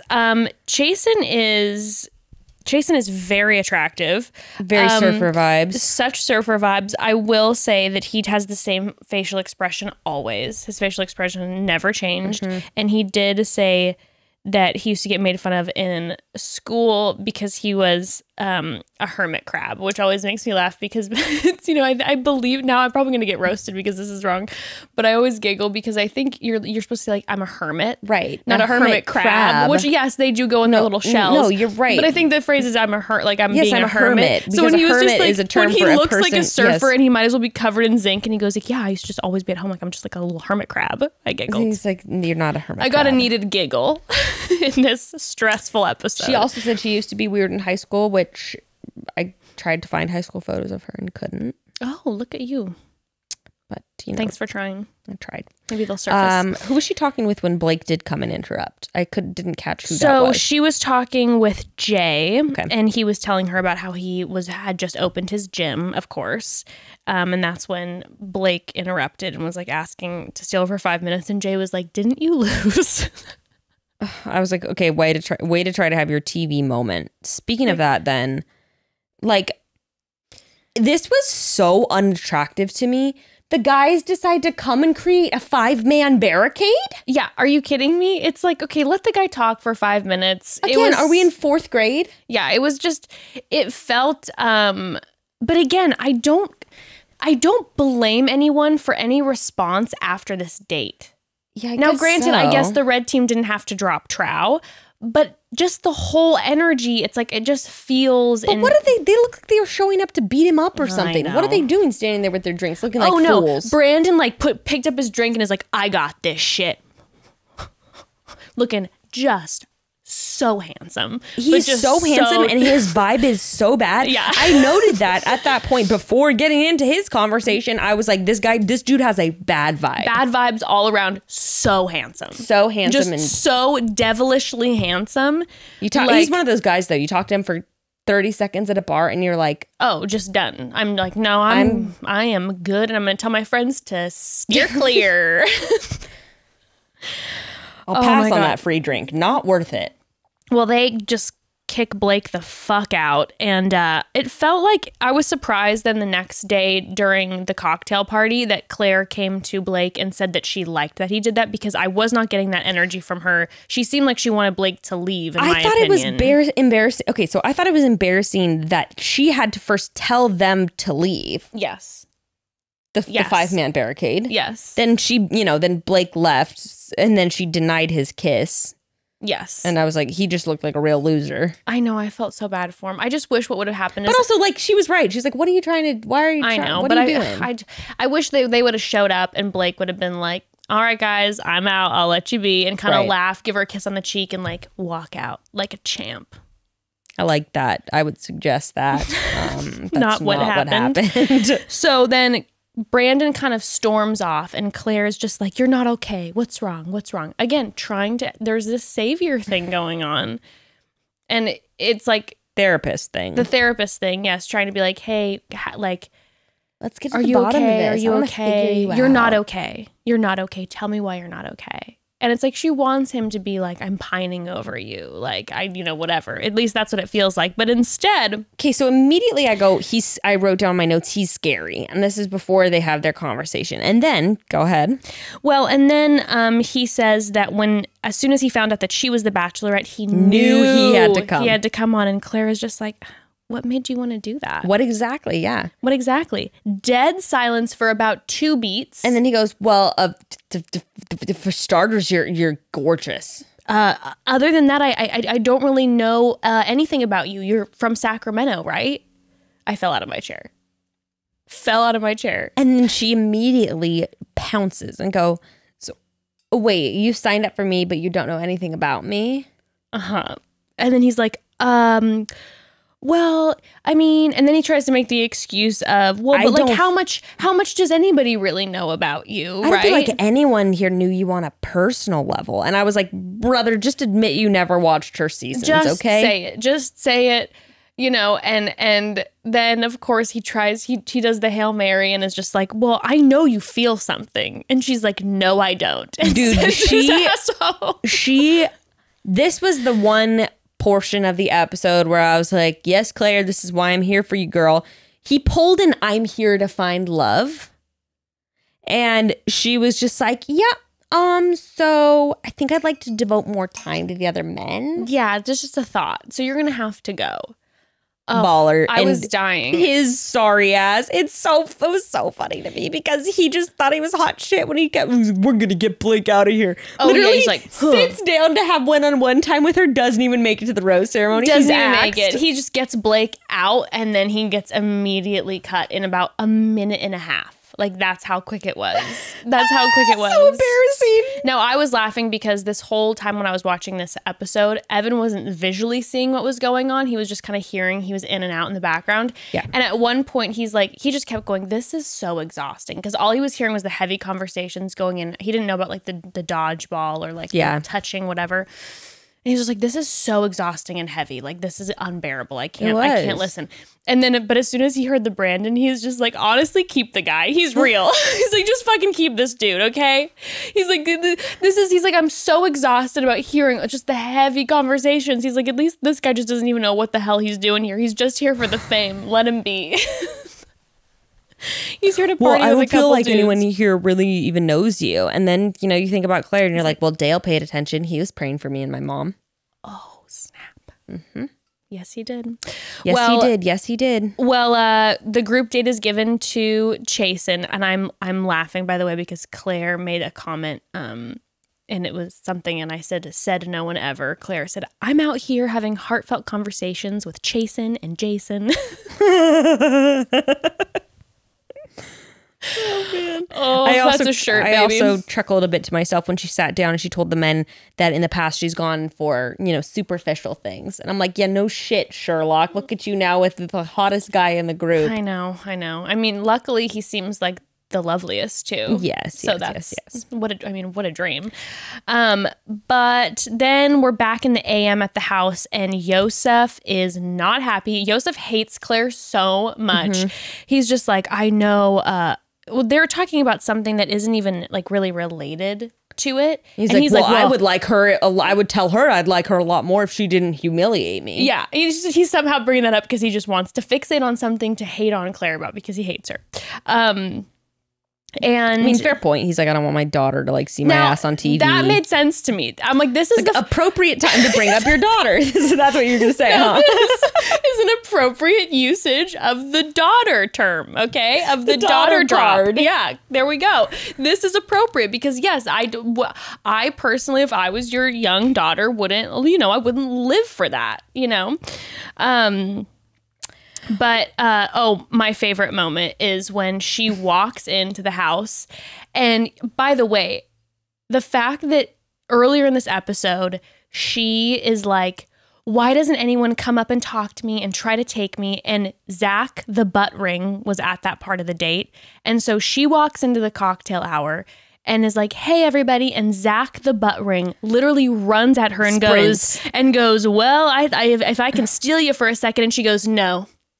I would like to talk to Blake. And he's literally just turns around and he's like, okay. I felt bad for the butt ring because I'm pretty sure he tried it. He tried it earlier in his date when she was like, no one is asking me. He's like, well, I'll do it. And then she's just like, no, Dale. And then he tries it again. And she's just like, you got to give the man credit. You know, he's I really thought the trying. same thing. He was. He's trying. He's putting in effort. She said, this is what I want. And he is attempting to do it. He actually seems like a nice guy. Like, he does seem like a nice guy. He seems like the kind of guy where I like wouldn't complain if my friend was with him, you know? No, like, I'd be like, nice. hey, first impression, didn't love the butt ring, but he seems like he's a good guy now that I get to know him. Yes, I agree. So she sits down Blake and I mean, yes, surprise, surprise, she was impressed by the gesture. Yes, she does another one of the last time she sat down with Blake. He thought she was going to bust him because of contacting her, and she does the same exact thing with him this time. Which I bet he kind of likes. I think he likes that she keeps him on his toes, you know? Also, he's like a wildlife reservation specialist or something like that. So like that's how really cool. Adorable is that? Yes. He just lives for animals. Like, yes, I can and please see him and like thank you. teaching elementary school kids about the animals when they come out on field trips. Showing them like the different types of local owls. Yes. Oh my 100%. God. We've all been there. Blake. Love him. What a move, though. She gives Blake a rose. She gives Blake a rose. Ooh. She gives Blake a rose. And the men are not pleased. No, they look like they're about to beat the shit out of him when he comes back into the room and they're all sitting there, all in their suits, just staring at him. I feel like production said, no one move a fucking muscle. Don't grab a drink. You stand right there. Don't even look at each other. And they were all just staring there. And he walked in and he almost backed out. He was like, yeah, so, he's like covering up his rose. He's like, yeah, you know, They're like, what do you have there? They're about to pounce on him and like fight for it, you know, like kill him and take his rose. I was just waiting for him to like pull it off and just like stuff it in his mouth. Be like, more rose. Well, then of course there is Dale and this bitch immediately with her legs on Dale's lap. But also, girl, Dale with the fit, he was wearing like a ribbed tank top with a chain and a suit jacket, and he was looking good, so gorgeous. There was another guy too who had like Damar with the turtleneck with the brown suit. Oh my gosh, he looks great. I was like, these are the fits we want to see. Oh, both of them have great style. Yeah, I totally agreed. I wrote down, I was like, oof, both of these guys bringing it with the outfits. The heat. I totally agree. When he said that he'd been praying for her and her mom, I think that she actually climaxed right then and there. 100%.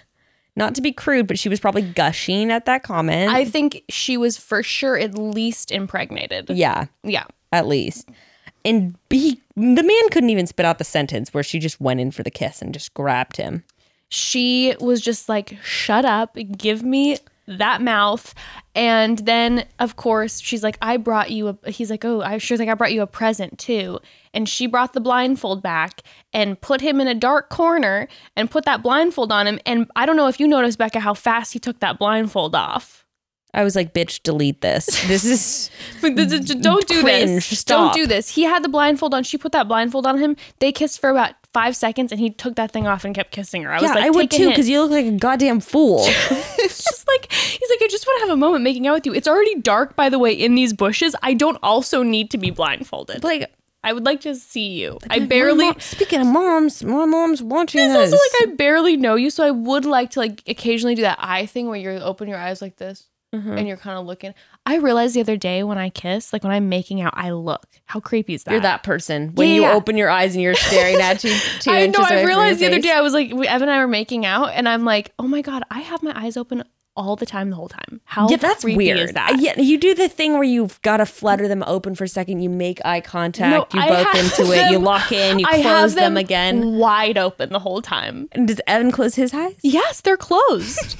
Weirdo. I know. And then I started to get really insecure because I was like, have I been doing this forever? Is this something that people talk about me? Like, is that something that ex-boyfriends are like, dude, I like this girl. She was great. But my God, every time we would kiss, eyes wide open. Anyways, if you're an ex-boyfriend, you want to slide into my DMs and let me know about that, I would appreciate it. Like how you just noticed that you do that. I just figured it out. And maybe I just started always to do watching people with their eyes closed while they're kissing you. Yeah, I like to watch them enjoy the experience. I mean, I guess you have them like slightly open. Like This that's is what I'm not saying. weird. He could just done this. Now I'm gonna work on just barely opening my eyes when we kiss. Doesn't matter if the other person has their eyes closed. What do they know? They think you're just fluttering them That's open when they true. flutter theirs open. That's true. Evan has no idea that I'm watching him the whole time. Creepy. So creepy. Anyways, next week we have moments that are teasers showing us that the men are not happy about Dale. They are coming for Dale. It looks like they're doing a comedy roast, which I'm excited about. Thank goodness. Hopefully a little bit of lighthearted moments. They're coming for Dale. Claire is pissed. How dare they say anything about her baby? And they start talking about how they think they've been talking via social media. So I will reiterate again, if they have been speaking on social media, I firmly believe we will be told that. And that will be a confrontation with producers and Claire and Chris Harrison and all that. And I think we will see that if that's the case. If we're not shown that, then I believe wholeheartedly they weren't talking. Yeah, I think that's it. Oh, and then of course my most favorite thing was the room tour with Bennett afterwards. Oh yeah. And we see that somehow he got some huge room and the fire is roaring. He is always in a robe. He has literally 1 million penny loafers that he has brought with him. And those two, what a duo. I texted you. I was like, I'm funny. like, I want a YouTube channel with the two of them. It. I'm obsessed with both of them. That's all that I care about now during this season. Give us more. Anywho, wow, we came in real hot, B. And I think we maintained our heat the whole time. Can I say one more thing? I'm sorry if we give it. Yeah, please. I didn't feel like appropriate to talk about it at the top of the episode, but I also want to talk about a little tea real quick about Garrett P, from Hannah's season. Yeah. Remember how I will stand by that I hated him throughout her entire season, and I would always talk about how much I hated him. Yes, I hated him more than Luke P. So one of my friends sent a screenshot today. He deleted it now because he's a pussy. About him under someone commented under something he posted, he's Mr. Trump, whatever. Look, this is the thing. I really I do care who you vote for. I'm not going to say I don't, but it's different to support something that is that I don't agree with or whatever than to just being a straight up piece of shit. Because someone commented something under him and he said, she said, are your reproductive rights being put on a national debate?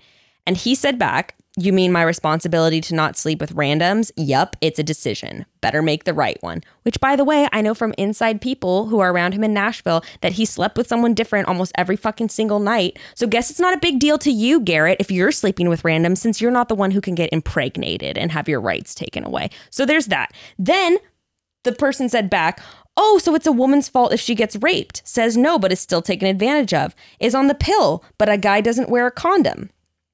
And he says back to her, so have you gotten raped before? In the comments. She said, I have, would love to hear your response on that. And this is what Garrett said back.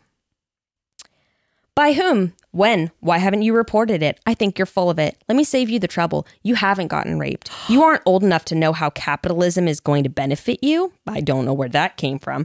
All you do is repeat what the media says with no understanding of your own. Grow up and contact me in 5 to 7 years. And the girl coming back twice, five times apart, actually. Or 5 years apart, not 5 times. Twice, 5 years apart, actually. So, and he deleted these comments. But like, these kind of people should not be allowed to have a fucking internet platform. And I'm saying this right now. If anyone wants to go and figure out who any sponsors he's worked with in the past few months, please take the time to message them or email them or whatever about this, because yeah, literally like telling someone, oh no, you haven't gotten raped, which by the way, 1 in 5 women statistically have been raped. So there's a pretty high chance, a 20% chance that this person actually has been raped. Not to mention she actually said that. Not to mention he said, by whom, when, why haven't you reported it? As if he knows whether,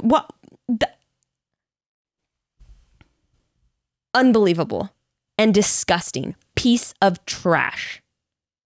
Garrett Powell, who was on Hannah Brown season. Yeah, disgusting. I don't even have words. That's the most despicable thing I've ever heard. Yeah, so anyway, please feel free to, this is the type of thing where I'm just like, I want like everyone to know about this kind of thing. Yeah, because like, he deleted it. Yes, he deleted it. And now someone like my friend actually posted it on Reddit. So like people now know about it. So you can go find those screenshots on Reddit because we both have them before he deleted them. But like, someone who like supporting Trump is one thing, literally telling someone that they like haven't been raped, that they're a liar, that they just should have reported it. Why haven't they reported it? That it's your fault if you sleep with a random person and get pregnant. It's like, no. So with that, do with that what you will. Well, I'm going to go have a heart attack in my home and go. I'm sorry to end it all on that note, but just no, I felt like we should talk about it on the podcast. No, I'm really glad that you said something. And I mean, a way to wrap a fucking nightmare of an episode. So with that, I'm really sorry to leave it on that, but I like didn't feel like it was appropriate to go into right at the top. I wanted to talk about it on the podcast. I appreciate that you brought it up. I'm really glad that was put out there because he needs to be held accountable for something like that. Like that's just to me no. You know, we talk about sometimes about cancel culture and like, oh, should people be held accountable for like something they said offhandedly? No, he like said on his public comments like, you haven't been raped.